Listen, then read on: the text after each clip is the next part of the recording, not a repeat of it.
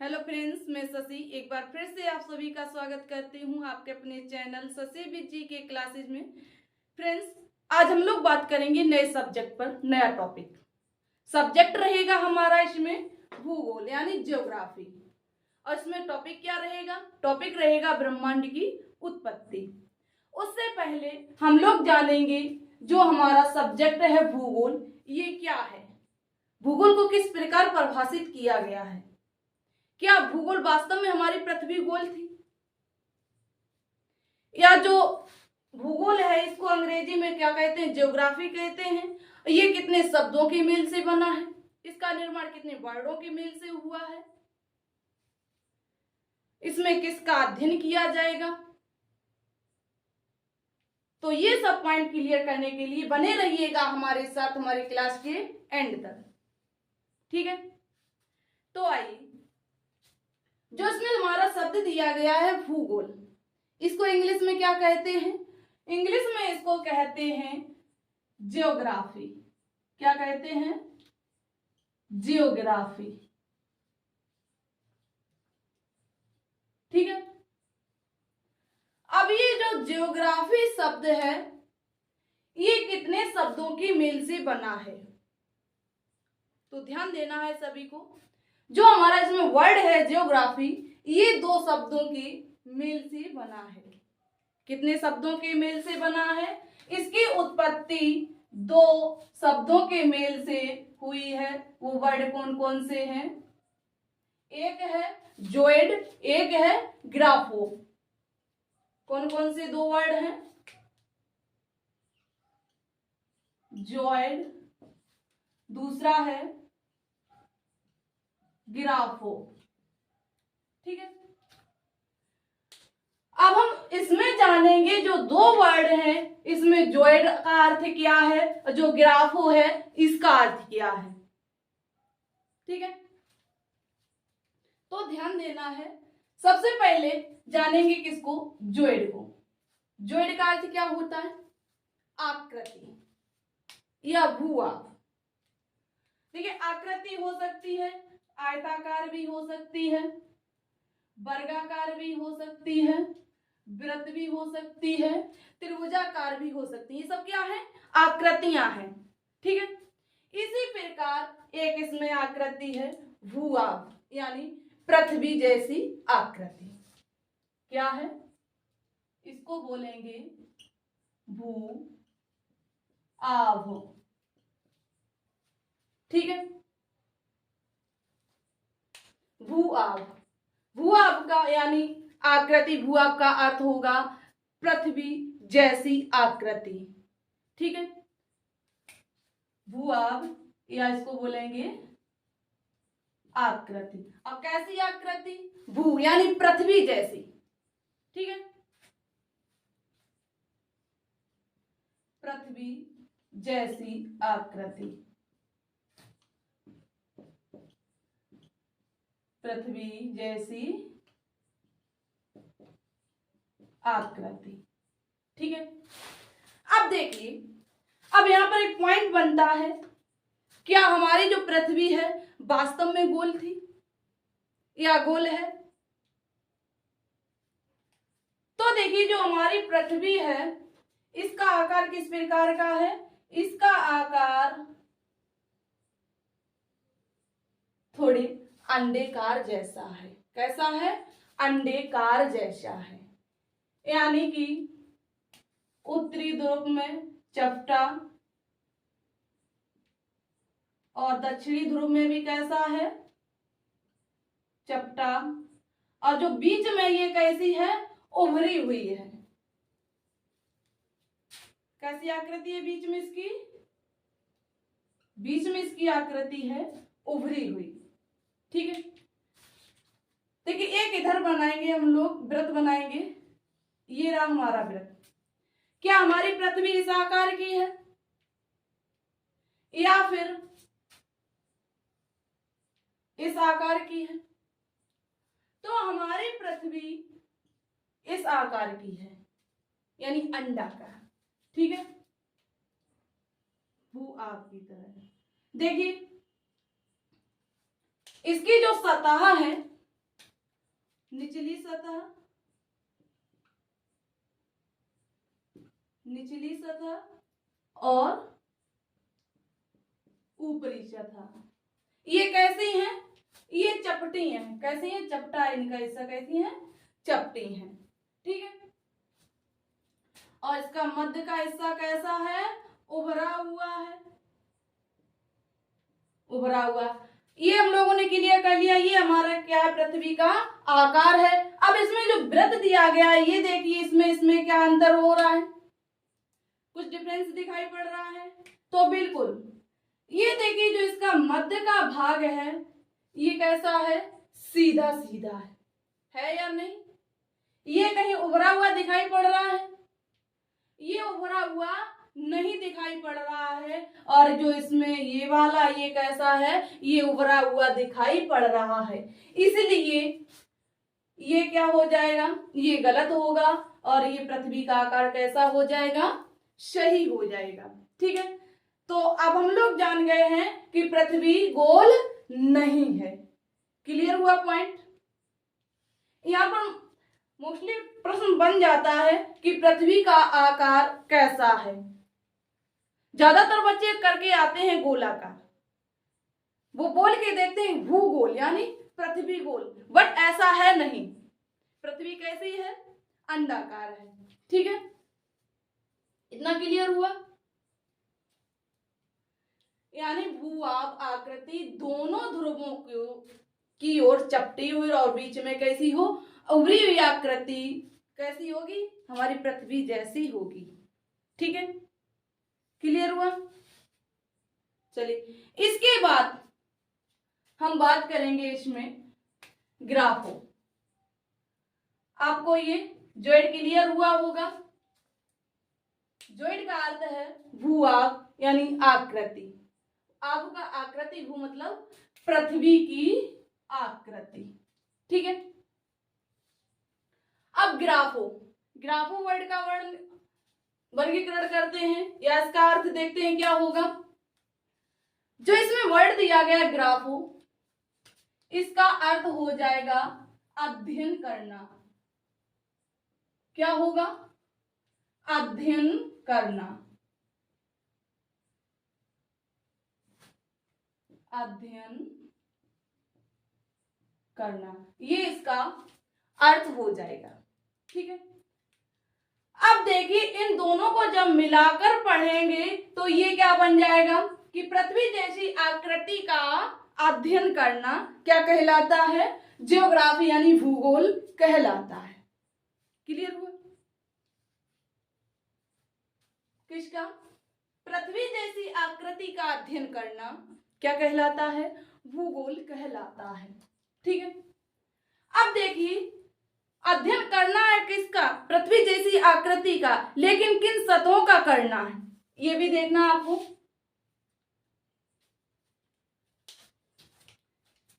सभी को बने रहना है मेरे क्लास के एंड तक, ताकि सारे पॉइंट क्लियर हो पाए।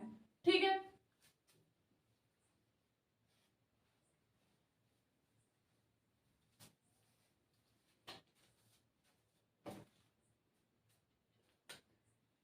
किसका अध्ययन करना है? पृथ्वी जैसी आकृति का। ये रही पृथ्वी की सतह। अब देखिए, इसमें पृथ्वी की बाह्य सतह का भी अध्ययन करना है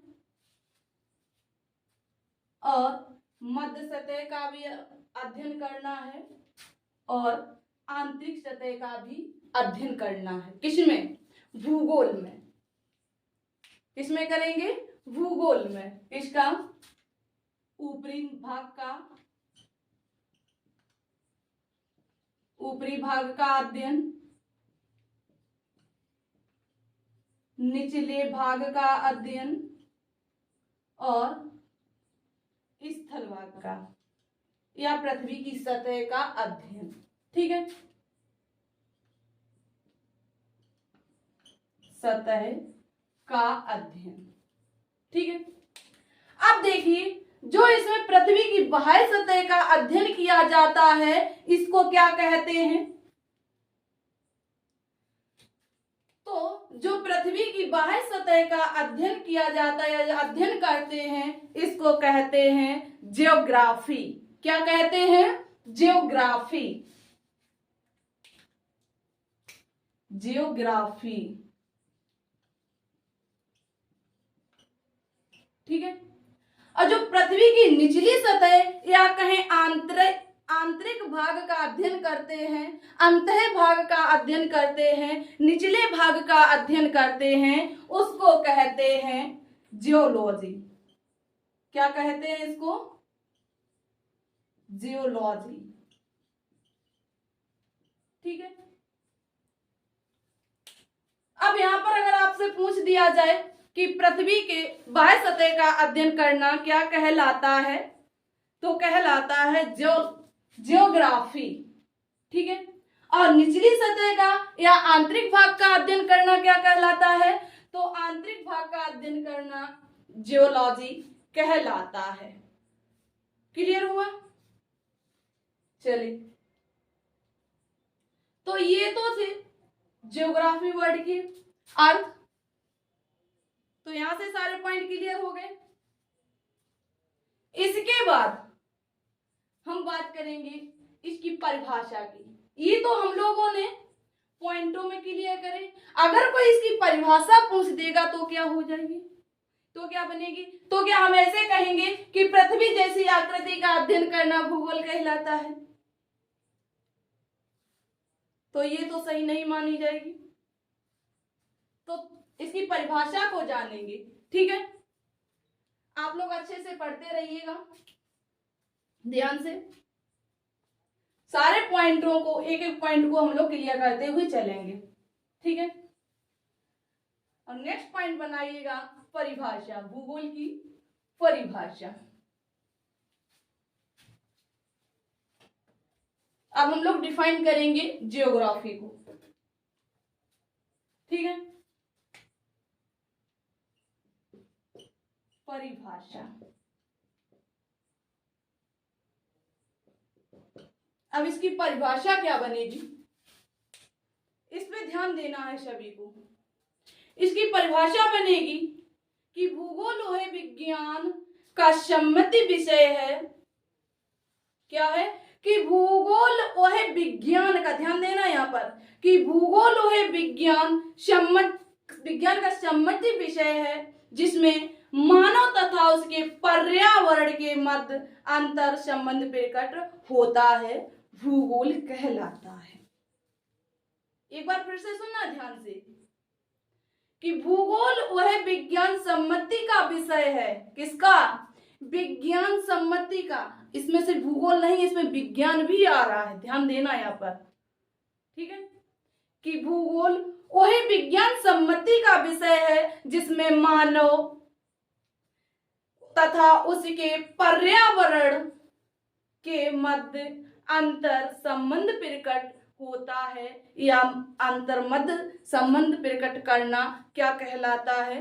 जियोग्राफी या भूगोल कहलाता है, ठीक है। क्लियर हुआ? तो अब इसे नोट करेंगे कि भूगोल वह विज्ञान, भूगोल वह विज्ञान सम्मति का विषय है। भूगोल वह विज्ञान सम्मति का विषय है जिसमें मानव तथा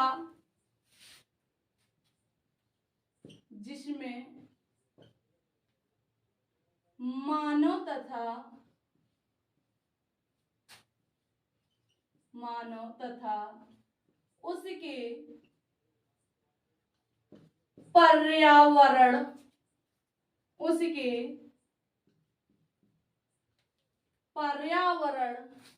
के मध्य अंतर संबंध प्रकट होता है। पर्यावरण के मध्य अंतर संबंध प्रकट होता है होता है क्या कहलाता है? भूगोल कहलाता है। अंतर संबंध प्रकट करना, अंतर संबंध प्रकट करना, या जहां पर अंतर संबंध प्रकट होता है उसे क्या कहते हैं? उसे भूगोल कहते हैं। करना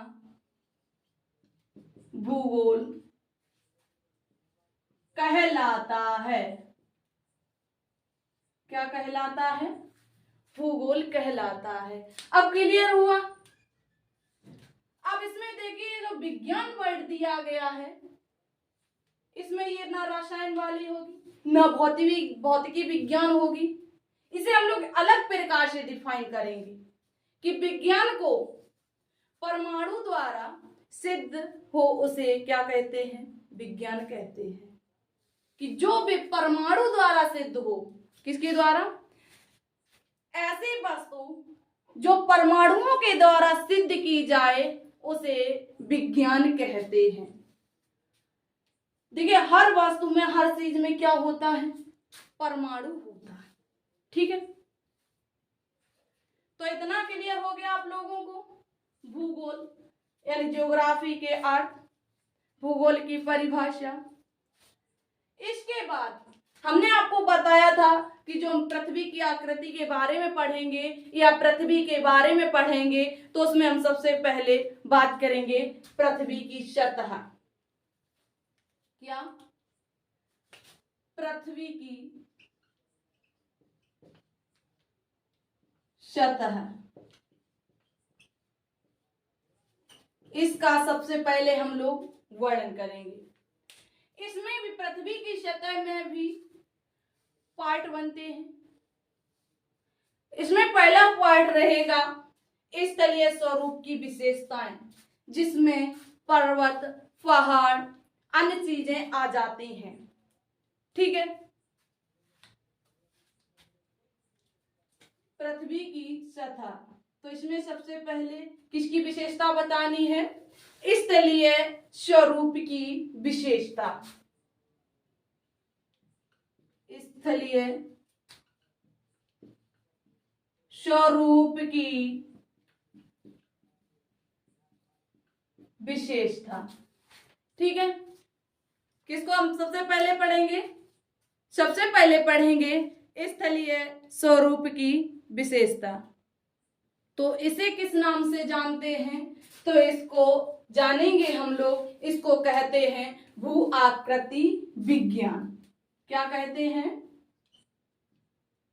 भू आकृति विज्ञान। ठीक है, स्थलीय स्वरूप की विशेषता इसको कहते हैं, इसके अध्ययन को कहते हैं भू आकृति विज्ञान। इसके बाद हम लोग पढ़ेंगे इसी में पृथ्वी की सतह में पढ़ेंगे जलवायु मौसम विज्ञान। क्या? जलवायु मौसम विज्ञान, इसका भी हम लोग इसमें अध्ययन करेंगे। ठीक है, मौसम विज्ञान। इसके बाद इसमें पढ़ेंगे मृदा एवं वनस्पति। क्या पढ़ेंगे? मृदा एवं वनस्पति। मृदा एवं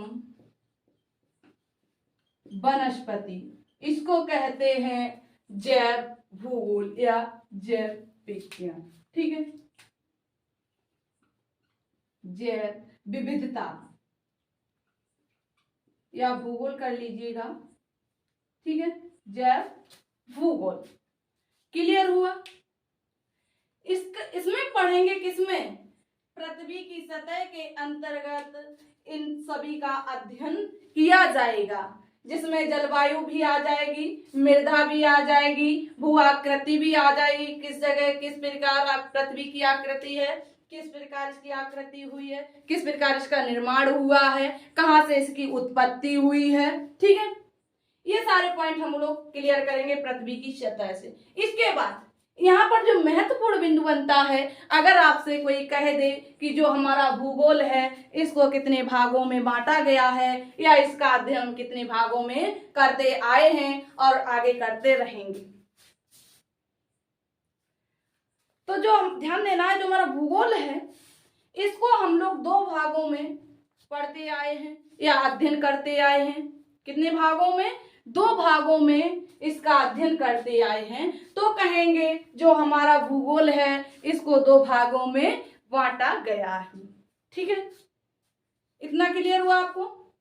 चलिए अब हम लोग जानेंगे भूगोल के प्रकार। कौन कौन से दो प्रकार हैं, हम लोग कौन कौन से आगे तक पढ़ते आए हैं अभी तक,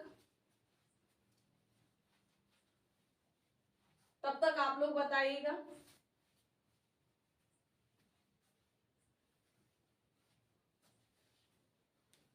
देखिए भूगोल को हम लोग दो भागों में पढ़ते आए हैं। दो भाग हैं, कौन कौन से? दो भाग, ये दो भाग हैं कौन कौन से? ध्यान देना है सभी को।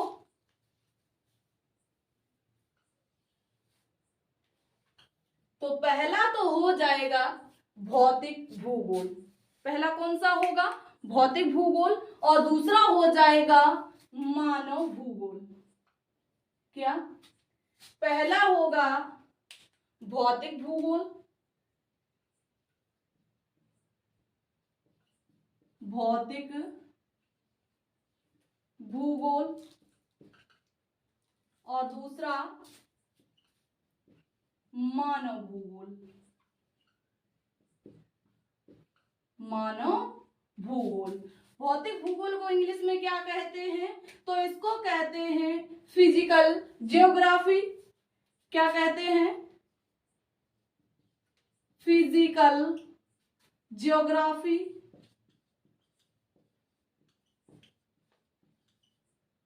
ठीक है, और जो मानव भूगोल है इसको क्या कहते हैं? इसको कहते हैं ह्यूमन जियोग्राफी। क्या कहते हैं?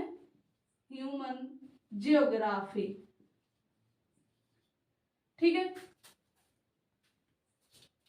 अब देखिए जो भौतिक भूगोल है ये क्या होता है और जो मानव भूगोल है ये क्या होता है। भौतिक भूगोल में किसका अध्ययन किया जाता है और मानव भूगोल में किसका अध्ययन किया जाता है, ये हम लोग इसी में क्लियर करेंगे। तो सबसे पहले हम लोग जानेंगे भौतिक भूगोल ये होता क्या है। भौतिक का अर्थ क्या होता है? तो ध्यान देना है सभी को। भौतिक भूगोल यानी ऐसी वस्तुएं जो प्रकृति प्रदत्त द्वारा प्राप्त की जाती हैं वो सारी किसके अंतर्गत आएंगी? भौतिक भूगोल के अंतर्गत आएंगी। किसके द्वारा प्राप्त की जाती हैं? जो हमें स्वयं प्रकृति ने दी हो, जो हमें स्वयं प्रकृति से प्राप्त हुई हो, वो सारी वस्तुएं हमें कहाँ किस भूगोल के अंतर्गत जाएंगी? तो वो जाएंगी हमारे भौतिक भूगोल के अंतर्गत। ठीक है, नोट कीजिए कि ऐसी वस्तुएं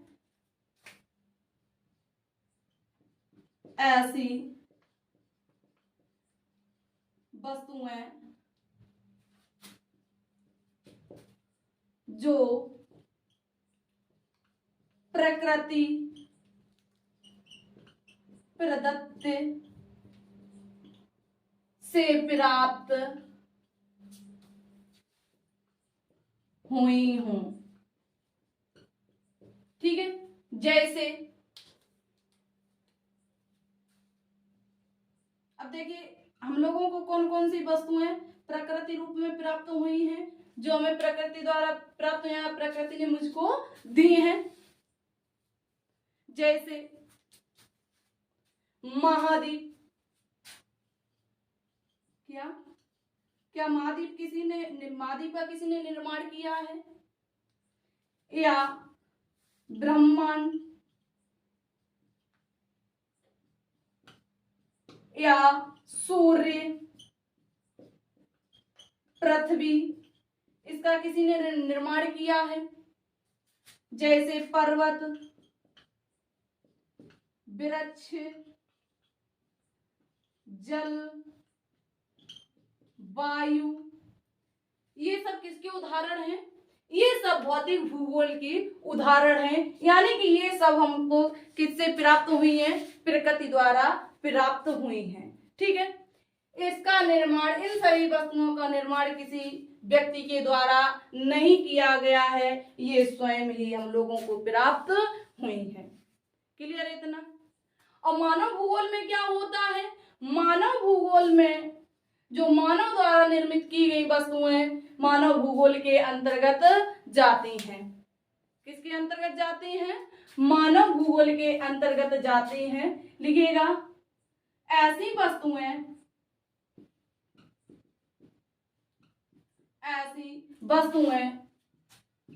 जिनका निर्माण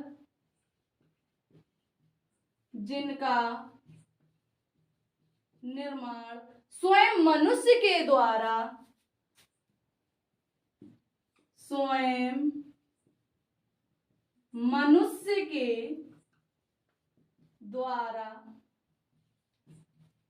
किया जाता है। स्वयं मनुष्य के द्वारा किया जाता है। ऐसी वस्तुएं किस भूगोल के अंतर्गत जाएंगी? मानव भूगोल के अंतर्गत जाएंगी, यानी ह्यूमन जियोग्राफी के अंतर्गत चले जाएंगे। जैसे इसमें देखिए कौन कौन से भूगोल का हम लोग अध्ययन करेंगे मानव भूगोल में। मानव भूगोल में ऐतिहासिक भूगोल, राजनीतिक भूगोल, आर्थिक भूगोल, सामाजिक भूगोल, ये सब आते हैं मानव भूगोल के अंतर्गत। इन देखिए, आर्थिक भूगोल, इसका भी निर्माण मनुष्य के द्वारा किया जाता है। सामाजिक भूगोल, जहाँ समाज होता है उसकी स्थिति कैसी है, वहां पर मानव द्वारा निर्माण होता है। समाज किससे बनता है? मानव से। ठीक है, तो ये सब किसके अंतर्गत जाएंगे? मानव भूगोल के अंतर्गत जाएंगे। ठीक है, इसके बाद हम लोग पढ़ेंगे पृथ्वी की उत्पत्ति। क्या? पृथ्वी की उत्पत्ति। देखिए, पृथ्वी की उत्पत्ति, आप लोग कहोगे अभी आपने कहा था कि हम लोग पढ़ेंगे ब्रह्मांड की उत्पत्ति। हाँ, ये सच है कि ब्रह्मांड की उत्पत्ति ही पढ़ने वाले हैं, लेकिन इससे पहले पृथ्वी की उत्पत्ति, हम लोग पृथ्वी की उत्पत्ति को पढ़ेंगे। लेकिन यहाँ पर एक सवाल उठता है, जो हमारी पृथ्वी, इसकी उत्पत्ति हुई कहाँ से है? इस पृथ्वी का निर्माण हुआ कैसे है? क्यों हुआ है? किस प्रकार हुआ है?